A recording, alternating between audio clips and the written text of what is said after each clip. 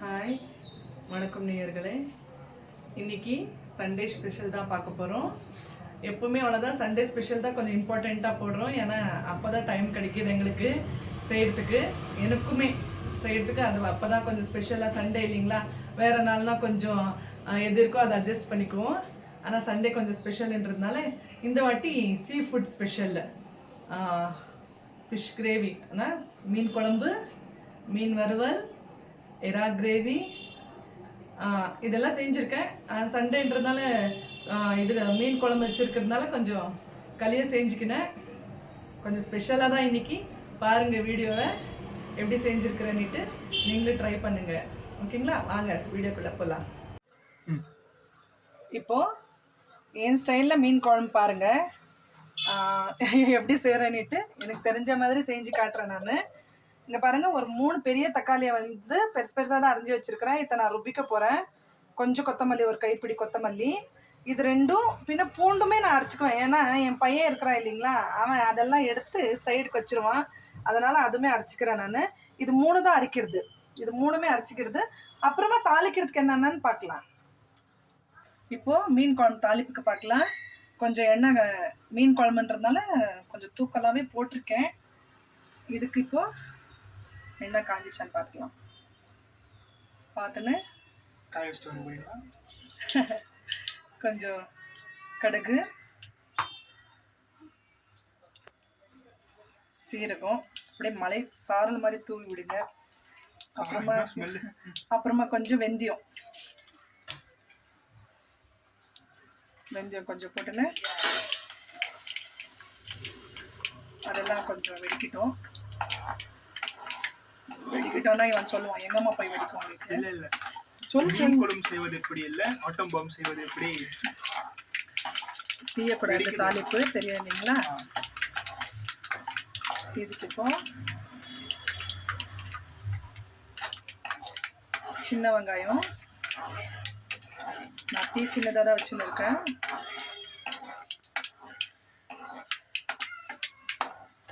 இந்த சின்ன வெங்காயத்தை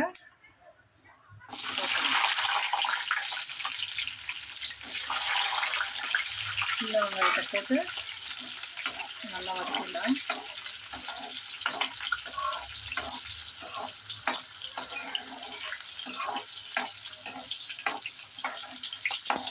இப்போ இது கொஞ்சம் இங்கு சேர்த்துக்கலாம். போதும். அப்புறமா இது தலைமையிலே கொஞ்சம் கருவேப்பிலையை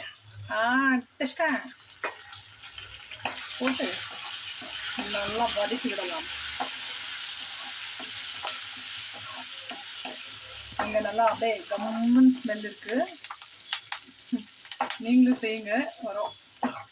இப்போ பாருங்க, இந்த இதில் நான் சொன்னேன் இல்லைங்களா, தக்காளி, கொத்தமல்லி, பூண்டு அரைச்ச மசாலாவை நான் சேர்த்துக்கிறேன்.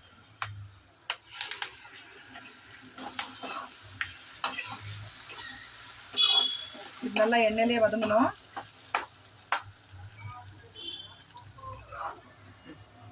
இப்போ இது தக்காளி எல்லாம், வெங்காயம் எல்லாம் கொஞ்சம் கொதிச்சு வந்திருக்கு. இப்போ இதுக்கு தேவையான மசாலா போட்டுக்கலாம்.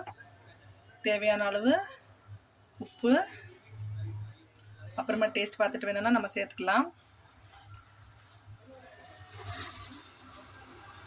மஞ்சள், தனி மிளகாய் தூள்,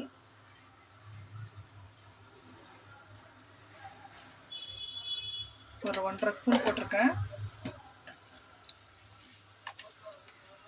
ஒரு 2 ஸ்பூனு தனியாத்தூள்,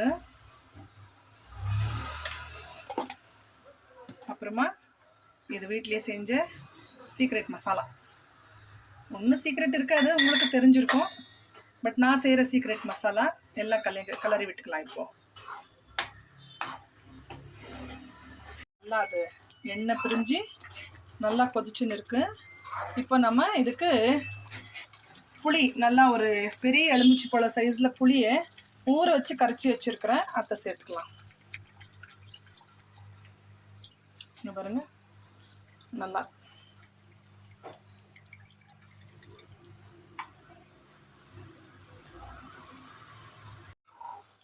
பாருங்க, புளியை போட்டு நல்லா கொச்சிச்சு எண்ணெய் எல்லாம் பிரிஞ்சு வந்துடுச்சு.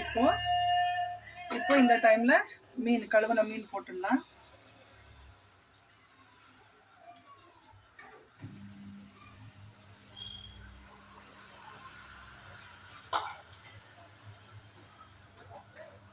ஒரு 2 பீஸும் போடுறேன், ஏன்னா அப்போ தான் நல்லா டேஸ்ட்டாக இருக்கும் கிரேவி. இப்போ நம்ம எறா தொக்கு பண்ணலாம். எறா தொக்குக்கு பாருங்கள், எறா நல்லா நரம்பெல்லாம் எடுத்து நீட்டாக மஞ்சள் போட்டு க்ளீன் பண்ணி வச்சுருக்கிறேன். ஃபஸ்ட்டு அது எறா எல்லாம் எடுத்து போட்டுக்கலாம் ஒரு கிண்ணத்தில்.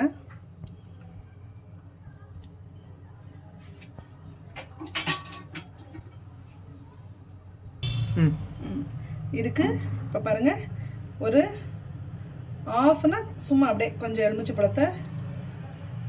பழத்தை பிழிஞ்சிக்கினேன்.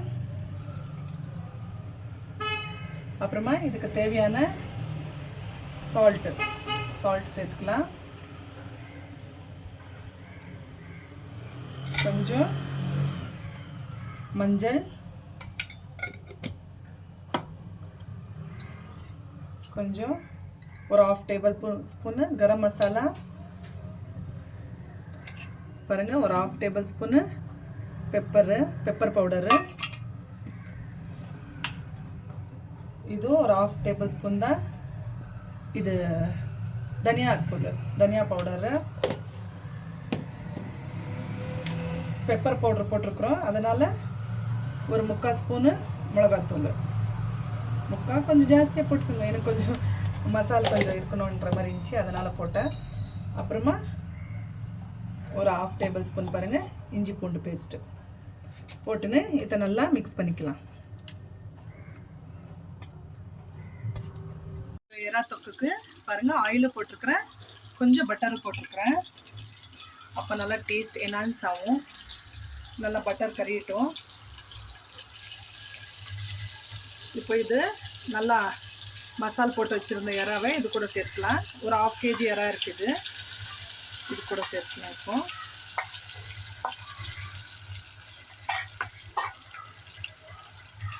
இதை நல்லா இப்போ இதில் வதக்கிக்கலாம்.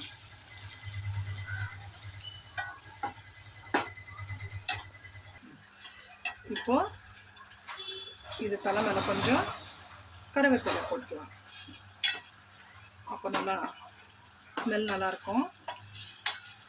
இது நல்லா இப்போது அந்த வெண்ணெயிலையும் நல்லா ரைமிங்காக இருக்குது. எண்ணெயிலையும் வெண்ணெயிலையும் மெதறட்டும். நான் எந்த தண்ணியும் ஆட் பண்ணலைங்க. இப்போ நாங்கள் அரைச்சி வச்சுருக்கிற வெங்காயத்தையும் பச்சை மிளகாவும் ஆட் பண்ணிக்கிறேன்.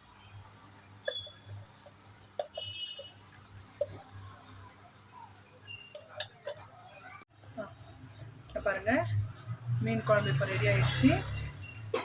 இப்போ எறாக்கு ஃபைனல் டச் கொடுத்துடலாம், அதுவும் ரெடியாக இருக்குது.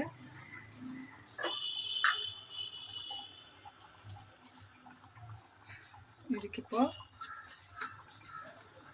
கொஞ்சம் கோடம்பியும் பாதாமியும் ஊற வச்சு அரைச்சி வச்சுருக்கிறேன், அதை சேர்த்துக்கிறேன். என்ன கொஞ்சமாக கஸ்தூரி மேத்தி,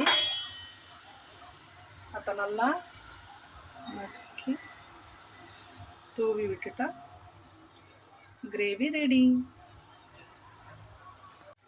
ஃபிஷ் ஃப்ரை ஆல்ரெடி உங்களுக்கு நான் ரெசிபி காட்டியிருக்கேன். ஃபிஷ் ஃப்ரையும் இருக்குது இன்னைக்கு, அதனால் ஃப்ரை பண்ணி வச்சுருக்கிற ஃபிஷ்ஷு.